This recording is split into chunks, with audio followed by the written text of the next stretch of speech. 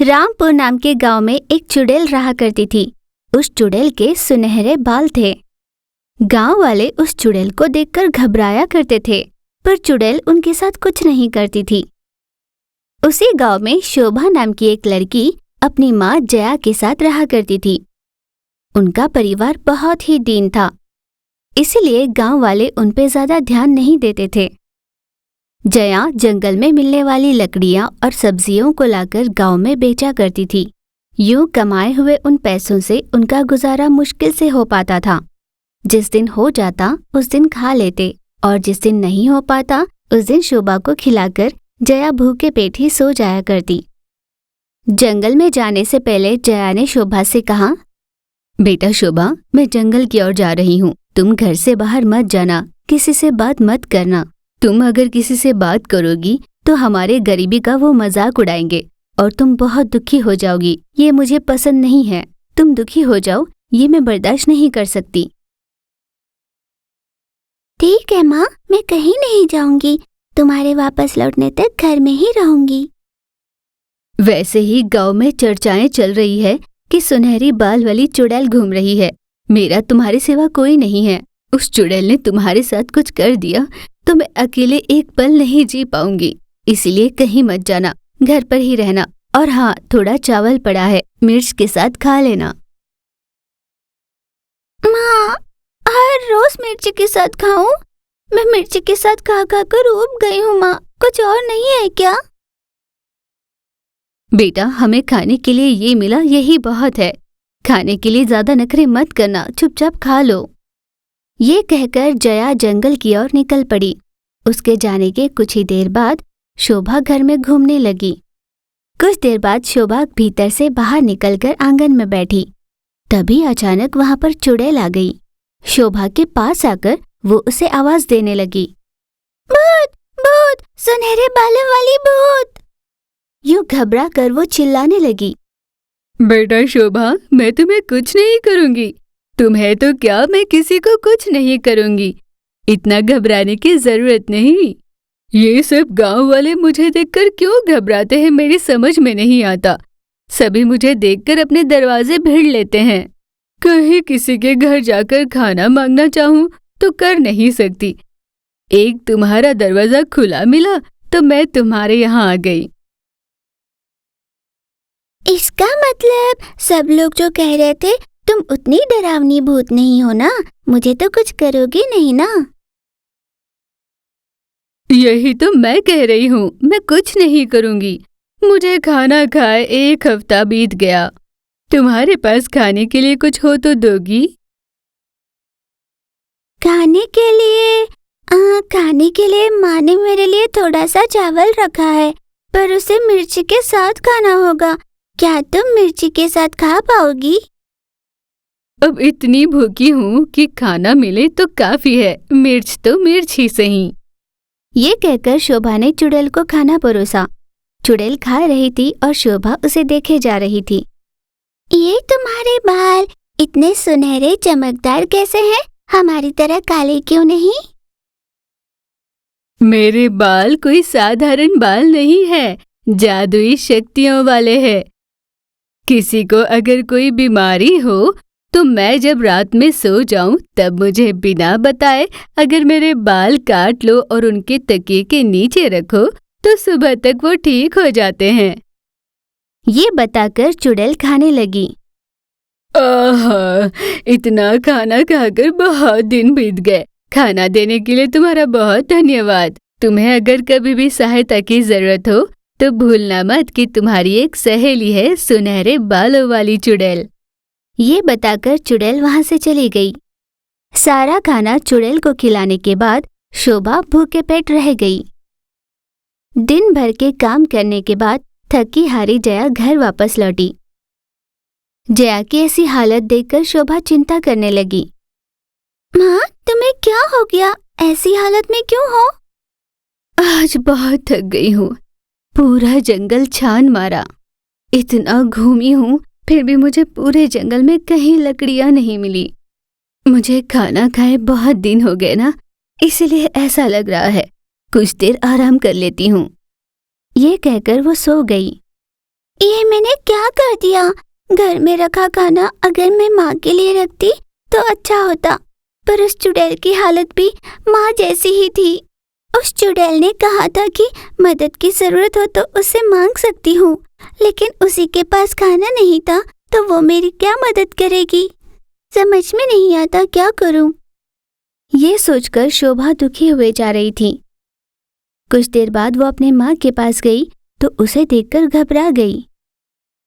माँ, माँ, तुम्हारा बदन तो अंगार की तरह तप रहा है। मुझे तुम्हें देखकर बहुत डर लग रहा है माँ। मुझे कुछ नहीं हुआ है बेटा, तुम घबराओ मत। माँ, जब तुम्हारा बदन इतना तप रहा है तो ऐसे कैसे कह सकती हो? मैं कुछ करूँगी। जया में बात करने तक की हिम्मत नहीं थी। वो यूं ही चुपचाप रही। शोभा बहुत देर तक टहलते हुए सोचती रही कि क्या किया जाए, पर उसकी समझ में कुछ नहीं आ रहा था। अचानक उसे चुड़ैल की कही बातें याद आई। हाँ, सुबह उस चुड़ैल ने कहा था कि जब वो सो रही होगी उसके सुनहरे बाल काटकर किसी बीमार इंसान के पास रखे जाए तो वो सुबह उठने तक ठीक हो जाता है। मैं यही करूँगी। अभी जाकर वो सुनहरे बाल लेकर आती हूँ, ये सही रहेगा। ये सोचकर घर से एक कैंची लेकर वो चुड़ैल के पास गई। उसने चुड़ैल के कुछ बाल काटे। जब वो बाल लेकर लौट रही थी उसे इंसान मूर्ति के रूप में दिखाई दिए। शोभा नहीं जानती थी वे कौन है। वो घबराकर माँ के पास आई और बाल तकिए के नीचे रख दिए। सुबह उठकर देखा तो जया बिल्कुल ठीक थी। सुबह शोभा उस चुड़ैल के पास धन्यवाद कहने के लिए जब गई तो उसने मूर्तियों के बारे में पूछा। तब उस चुड़ैल ने बताया, अच्छा, वो सभी इंसान ही है। जब वो चोरी चोरी मेरे बाल काटने आए थे तब जाते हुए मैंने उन्हें देख लिया था, इसीलिए वो मूरत में बदल गए। तुम्हारी किस्मत अच्छी है कि मेरी आंख नहीं खुली। चुड़ैल ने सारी बात बताई। उस दिन से चुड़ैल और शोभा अच्छे दोस्त बन गए। दूर कहीं एक गांव में ईश्वर और कविता नाम के गरीब दंपति रहा करते थे। फटे पुराने कपड़ों में टूटे फूटे घर में वो रहा करते थे। 2 समय पानी पीकर तो एक समय मुश्किल से खाना खाकर जिया करते थे। वे दोनों हर रोज जंगल से लकड़ियां तोड़ लाकर बेचा करते। उसी की कमाई से अपनी नन्ही सी बेटी मीना की वो देखभाल करते और जैसे तैसे जीवन बिता रहे थे। एक दिन वे दोनों लकड़ियां तोड़ रहे थे।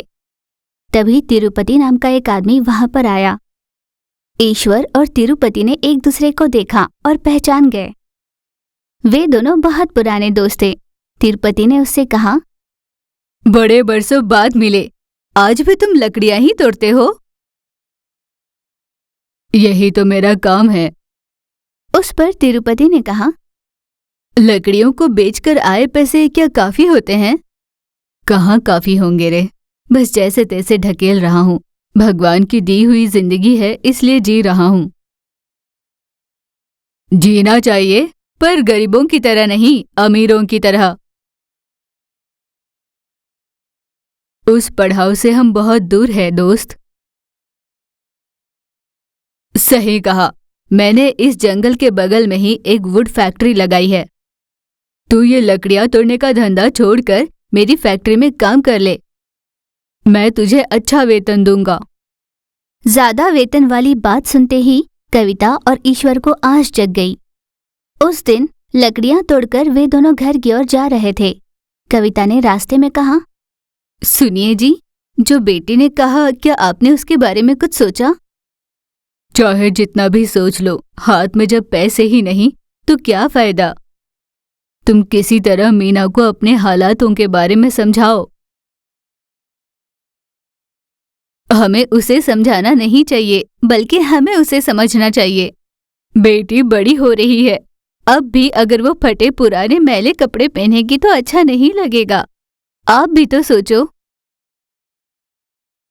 तुम सही कह रही हो कविता, पर हमारे हालात के बारे में भी तो सोचो। इतने बरसों से अपने हालात को वो जानती समझती है, इसलिए उसने हमसे अब तक कुछ नहीं पूछा। अब पूछ रही है तो हमें समझना चाहिए। ईश्वर बिना कुछ कहे आगे चल रहा था। कविता भी कुछ न कह पाई, वो उसके पीछे पीछे चलने लगी। वे दोनों घर पहुंचे। सर पर रखे लकड़ियों को नीचे रखा और घर के भीतर गए। घर में खटिए पर मीना लेटी हुई थी। उसे देखकर माँ उसके पास गई। कविता ने पूछा, क्या हुआ बेटा? नहीं पता माँ, हाथ पैरों में बहुत दर्द हो रहा है, सर भी फटा जा रहा है, उल्टी जैसी हो रही है। मीना की बातें सुन कविता ने उसके माथे पर हाथ रखकर देखा। उसका माथा गर्म था। मीना बुखार में तिलमिला रही थी। उसने कहा, माँ माँ। यूं मीना कराह रही थी। कविता ने गीला कपड़ा उसके माथे पर रखा। ये कभी न होने वाला इतना बुखार इसे कैसे चढ़ गया? देखने पर मालूम पड़ता है बहुत ज्यादा बुखार है। हे भगवान, अब मैं क्या करूं? अपनी बच्ची का ये बुखार कैसे कम करूं? यूं जब वो दुखी हो रही थी, ईश्वर उस कमरे में आया। बुखार से लेटी हुई अपनी बेटी की ओर देखने लगा। हाथ छूकर देखा तो उसे पता चला बहुत बुखार है। कविता, घर पर कहीं कुछ पैसे पड़े हैं क्या? अपने गांव के 4 ही डॉक्टर के पास इसे ले चलते हैं। इसे इतना बुखार पहले कभी नहीं आया। कविता ने तुरंत रसोई घर के एक डिब्बे में से पैसे निकाले। अपने कंधे पर मीना को उठाकर ईश्वर जब डॉक्टर के पास जा रहा था, सामने से तिरुपति कार में आ रहा था। तिरुपति अपने कार में बिठाकर उनको डॉक्टर के पास ले गया। डॉक्टर ने जांच की और दवाइयां देकर उन्हें घर भेज दिया। वे घर पहुंचे। यूं ही दिन बीत रहे थे। तिरुपति के वुड फैक्ट्री में ईश्वर और कविता काम करने लगे। तिरुपति लकड़ियों के आयात निर्यात के नाम पर पैसों की हेराफेरी करता था। ईश्वर और कविता इस बात से अनजान थे। वे दोनों केवल पैसों के लिए वहां पर काम करने लगे थे। एक दिन तिरुपति बाहर शहर निकल गया। बरसात जोर की हुई और सारे लकड़ी के तने भीगने लगे। चूल्हा सुलगाने में कविता को दिक्कत हो रही थी। उसने उन लकड़ियों को देखा। दोनों ने तय किया कि पेड़ के एक तने को टुकड़ों में काट देंगे। दोनों ने एक एक आरी पकड़ी और उसे काटने लगे। तो देखा उस तने से पैसे निकल रहे थे, जिसे देख दोनों हक्के बक्के रह गए। ये देख कविता ने कहा, ये कैसा चमत्कार है? पेड़ के तने से पैसे कैसे आने लगे? यही तो मेरी समझ में नहीं आता कविता। इसे हम अपनी किस्मत मानकर अपने पास ही रख लेते हैं जी। पाप का पैसा अंग नहीं लगता। मेहनत के पैसे ही हमारे पास टिकते हैं, बिना मेहनत वाले नहीं टिकते। इसमें बरकत भी नहीं होती और अनजाने मुसीबतें भी आ जाती हैं। किसी तरह की मुसीबत ना हो, इसका मैं ध्यान रख लूंगी ना। जब पति पत्नी के बीच पैसों को लेकर बहस चल रही थी, तभी वहां पर पुलिस आया। पुलिस को वहां आया देख दोनों चौंक गए। कविता ने कहा, ये बात पुलिस को किसने बताई होगी? यही तो मुझे नहीं समझ रहा। अब पुलिस यहाँ पर है और तिरुपति गांव में नहीं। ऐसे ईश्वर ने डर कर कहा, सुनिए, ये शर्ट किसका है? मेरा दोस्त है तिरुपति नाम का, पर वो गांव में नहीं और उसका फोन भी स्विच ऑफ आ रहा है। मैं उनके यहाँ काम करता हूँ। ये मेरी पत्नी कविता है।